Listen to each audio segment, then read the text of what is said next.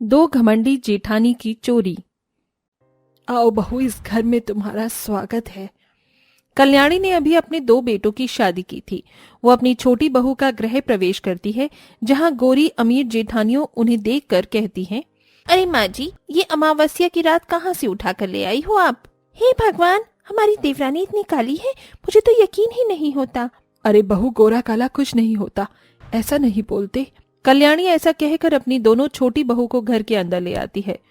तुम थोड़ी देर आराम करो, शादी के चलते बहुत ज्यादा थक गई होगी। माँ जी, आपने बताया नहीं इन दोनों की शादी में क्या क्या मिला और हमारे लिए क्या क्या आया है। हाँ माँ जी, हम जेठानियाँ हैं, इतना तो हक बनता है हमारे जानने का।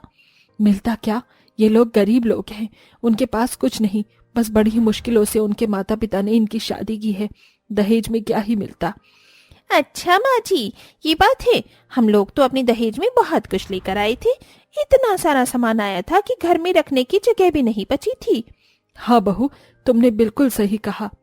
कल्याणी ऐसा कहकर अपने कमरे में चली जाती है और वहां करिश्मा और शीतल दोनों अपनी नई देवरानियों की बेइज्जती करने लगती हैं। मुझे तो ये बताओ, तुम दोनों इतनी काली क्यों हो, बिल्कुल काले अंधेरे की तरह। जेठानी जी, काला रंग है तो क्या हुआ, जरूरी थोड़ी नहीं कि हर कोई गोरा ही हो। और वैसे भी हमारा रंग काला नहीं बल्कि भूरा है, इसे पक्का रंग कहते हैं हमारे गांव में। बस करो बस करो, ये बातें मत बनाओ। काले रंग वाले लोग जरा भी अच्छे नहीं देखे, न सुंदर लगते, और तुम तो बिल्कुल काली घटा जैसी लग रही हो। करिश्मा और शीतल ऐसा कहकर अपने कमरे में चली जाती हैं। पहले दिन पर ही अपनी जेठानियों का ऐसा बर्ताव देखकर दोनों देवरानियों को बहुत बुरा लगता है। आखिर ऐसा क्या हो गया है जेठानियों को, जो पहले दिन पर ही उन्होंने अपनी तानाशाही शुरू कर दी। अरे उन्हें हमारे काले रंग से इतनी क्या परेशानी है। अरे छोड़ो, जाने दो, वक्त रहते वो समझ जाएंगे। और वैसे भी क्या फर्क पड़ता है कि वो हमें काला कहें। हम इस बात का बुरा नहीं मानना चाहिए, जिसकी जैसी सोच। काव्या और सलोनी अपने आप को समझा लेती हैं। उनकी दोनों घमंडी जेठानियां अब रोजाना शादी के बाद उनके ऊपर अपनी तानाशाही दिखाने लगती हैं, और ऊपर से उनके काले रंग की वजह से वो घर में भी उन्हें बहुत उल्टा सीधा कहने लगते हैं। उनके इस बर्ताव से घर में सभी का बर्ताव धीरे धीरे बदलने लगता है। अरे माँ जी, आप मंदिर जा रही हो? ये लो, मैंने आपकी पूजा की थाली अच्छे से सजा दी है। अरे तुझे अपनी ये काली शक्ल लेकर मेरे सामने आना जरूरी था क्या? सुबह सुबह अगर अच्छी शक्ल, सुंदर शक्ल दिखे तो ही दिन अच्छा होता है। कहाँ है मेरी बड़ी बहू, मुझे उनकी गोरी सुंदर शक्ल ही देखनी है। कल्याणी इतना कहकर अपनी दोनों बड़ी बहू को आवाज लगाने लगती है। क्या हुआ माँ जी, इतनी सुबह सुबह आवाज लगाकर क्यों बुला रही हो? अरे इतनी सुबह सुबह हमारी नींद खराब करने का क्या मतलब है माँ जी? आपका रात को आपके बेटे सोने नहीं देते और सुबह आप हमें जगा देती हो। अरे जब तक तुम्हारे गोरे गोरे चेहरे न देख लूं तब तक मेरा दिन नहीं गुजरता। ऊपर से ये दोनों काले थोपड़े लेकर मेरे सामने आ जाती हैं। ये सुनते ही करिश्मा और शीतल जोर जोर से हंसने लगती हैं। अपनी जेठानियों को अपने ऊपर हंसते हुए देख काव्या और सलोनी को बहुत बुरा लगता है। उनकी आंखों में आंसू आ जाते हैं और वो अपने कमरे में चली जाती हैं, जहां उनके पति उन्हें रोता हुआ देख उनसे पूछते हैं, क्या हुआ सलोनी, क्यों रो रही हो? किसी ने तुम्हें कुछ कहा है क्या? कौन नहीं कहता है, सब लोग कहते ही हैं हमारे काले रंग की वजह से हम किसी को इस घर में पसंद ही नहीं। ये काला रंग हमारे लिए जैसे श्राप बन गया हो। अरे काला गोरा कुछ नहीं होता, देखो तुम्हारे इस रंग पर ही तो मैं फिदा हो गया था। रवि इतना कहकर सलोनी को गले से लगा लेता है। घर में सलोनी और काव्या के लिए कोई नहीं है, लेकिन उनके पति तो उनके साथ में ही थे और वो उन्हें बहुत प्यार भी करते थे। चलो काव्या, अब चुप भी हो जाओ। माँ और भाभी को जो कहना था उन्होंने कह दिया, उनके कहने से क्या फर्क पड़ता है। मेरी आंखों में देखो, तुम्हें अपनी खूबसूरती नजर आएगी। मेरी नजरों में तुम बहुत खूबसूरत हो और हमेशा खूबसूरत ही रहोगी। भगवान का शुक्र है जो आप मुझे जैसा पति मिला है। इस तरह काव्या और सलोनी अपने पतियों की बात सुनकर खुश हो जाती हैं।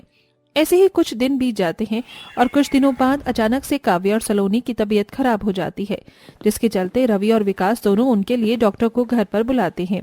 जैसे ही डॉक्टर उनका चेकअप कर लेते हैं, डॉक्टर घर में सभी से कहते हैं, अरे तुम सभी को मुबारक हो, इस घर में बच्चों की किलकारी सुनने को मिलेगी। यानी कि ये दोनों गर्भवती हैं और अब से आप सभी को इनका अच्छे से ख्याल भी रखना होगा। ये सुनते ही शीतल और करिश्मा दोनों हैरान रह जाती हैं और वो अपने मन ही मन सोचती हैं, ये क्या, हमारी कल की आई हुई देवरानियां गर्भवती हो गई और अभी तक हम गर्भवती भी नहीं हुए। इसमें तो हमारी बेइज्जती हो जाएगी। लोग क्या कहेंगे कि जेठानियां तो गर्भवती हुई नहीं, देवरानियां 1 महीने में ही गर्भवती हो गई। जेठानियां होने के बावजूद भी हम अभी तक गर्भवती नहीं हुई, तो ये कैसे गर्भवती हो गई? कोई बात नहीं, हम भी किसी से कम नहीं है, मैं भी अपने आप गर्भवती हो जाऊंगी। करिश्मा शीतल को अपने साथ कमरे में ले जाती है और उसके कानों में फुसफुसाती है। अरे ये तो बहुत अच्छा है, इसके बाद जितनी इज्जत हमारी हुए उतनी ही रहेगी और उनसे ज्यादा हमारा ख्याल रखा जाएगा, देख लेना तुम। अरे हाँ, ये तो मुझे पता ही है, वो तो होना ही है क्योंकि हम दोनों इतनी गोरी जो हैं, और हाँ, जो हमारे बच्चे पैदा होंगे वो भी तो गोरे ही होंगे। एक दिन बाद ही करिश्मा और शीतल अचानक से बेहोश होने का नाटक करती हैं। कभी उल्टियां करती हैं तो कभी कुछ करती हैं। इसी के चलते कल्याणी उनसे पूछती है, अरे बहू, तुम दोनों की रोजाना तबीयत खराब ही रहती है, कोई बड़ी बात तो नहीं है? अगर ऐसी बात है तो चलो मैं तुम्हें डॉक्टर को दिखा आती हूँ। अरे माँ जी, बड़ी बात तो है ही, आपको पता है आप दादी बनने वाली हो, वो भी कोरे कोरे बच्चों की। क्या बात कर रही है बहू, सच बोल रही है? क्या तुम दोनों भी गर्भवती हो? अरे माँ जी, तो क्या हम आपसे झूठ कहेंगे? सच ही तो बोल रहे हैं, हम गर्भवती हैं और देखना बहुत जल्द आपके हाथों में गोरे गोरे पोता पोती होंगे।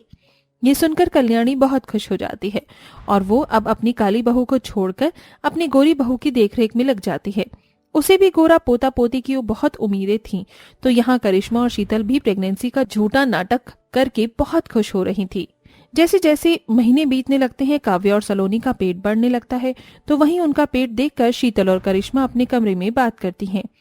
अब हमें भी दिखाना होगा कि हमारा पेट बढ़ रहा है, नहीं तो घर वालों को शक हो जाएगा। हाँ, तुमने सही कहा, चलो अपने पेट के ऊपर कपड़ा बांध लेते हैं, इससे हमारा पेट कुछ दिखाई देने लगेगा। जैसे ही करिश्मा और शीतल अपने पेट पर कपड़ा लगाकर उसे ढक लेते हैं, उसी वक्त वहां कल्याणी आ जाती है। वो उनका मोटा पेट देखकर और भी खुश होती है। उसके हाथों में 2 गिलास दूध के होते हैं। ये काजू बादाम वाला दूध है, इसे पी लो, इससे बच्चे और खूबसूरत, सुंदर और स्वस्थ होंगे। जी, आप हमारा कितना ख्याल रखती हो, आने वाले हमारे बच्चों का भी ऐसे ही रखना। अरे हाँ हाँ, बिल्कुल ऐसे ही रखूंगी, इससे भी ज्यादा अच्छे से रखूंगी, आखिर वो मेरे पोता पोती जो होंगे।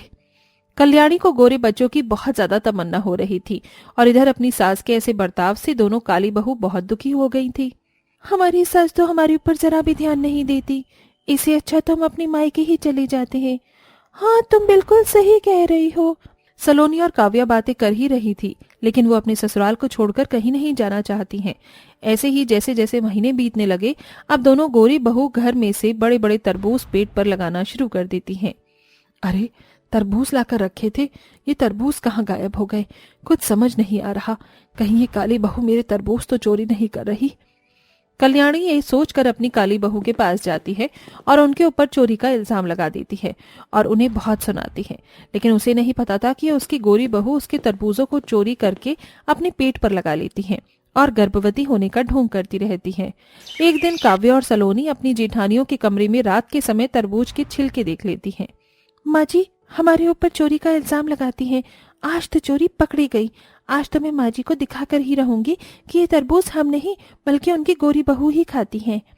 सलोनी जैसे ही दरवाजा खोलकर अपनी जेठानी के कमरे में जाती है, तो वहां वो जो देखती है उसकी आंखें फटी की फटी रह जाती हैं और वो बहुत जोर से चिल्लाती है, हे भगवान, ये मैंने क्या देख लिया? जेठानी जी, आप दोनों ने इतना बड़ा झूठ रचा, इतनी बड़ी चोरी कि यहाँ तरबूज की नहीं, बहुत बड़ी बात हो गई है। सलोनी के इस तरह चिल्लाने पर घर के सभी सदस्य वहां इकट्ठे हो जाते हैं। ये सब अपनी आंखों के सामने देखकर कल्याणी उनसे कहती है, चलो तरबूज की चोरी तो हुई सो हुई, लेकिन बहू, तुमने हमसे इतना बड़ा झूठ बोला। तुम दोनों ने मेरी भावनाओं के साथ खेला है, हमारी भावनाओं को ठेस पहुंचाई है। रोजाना तरबूज गायब हो रहे थे, अब पता चला कि तरबूज की चोरी तो जेठानियां कर रही थी और इल्जाम हमारे ऊपर आ रहा था। अपनी सच्चाई सामने आने के बाद उन्हें अपनी गलती का एहसास होता है और उन्हें पछतावा भी होने लगता है। माँ जी, हमें माफ कर दीजिए, हमसे बहुत बड़ी भूल हो गई, हमें ऐसा नहीं करना चाहिए था। हम तो बस ये चाह रहे थे कि हमारी जो आप केयर करती हो वो कम ना हो। हमें तो ऐसा लग रहा था कि हमारी देवरानियों के गर्भवती होने पर हमारी बेइज्जती होगी, क्योंकि अभी तक हम गर्भवती नहीं हुए थे और फिर आपका सारा ध्यान हमारी देवरानियों पर ही चला जाता, जो कि हम नहीं चाहते थे। अरे, तुमने हमारी भावनाओं के साथ खेला है, तुमसे सही तो मेरी काली बहू ही है, कम से कम उन्होंने मुझसे झूठ तो नहीं बोला। कोई बात नहीं माँ जी, हम इनके जज्बातों को समझ सकते हैं। अपनी देवरानियों को अपनी तरफ बोलते हुए देख घमंडी जेठानियों का घमंड भी टूट जाता है। तभी उनकी अचानक से तबीयत खराब होती है और वो चक्कर खाकर इस वक्त गिर जाती हैं। इसी के चलते कल्याणी डॉक्टर को घर पर बुलाती है और डॉक्टर के द्वारा पता चलता है कि अब जेठानियां हकीकत में गर्भवती हैं, जिसके चलते कल्याणी बहुत खुश होती है।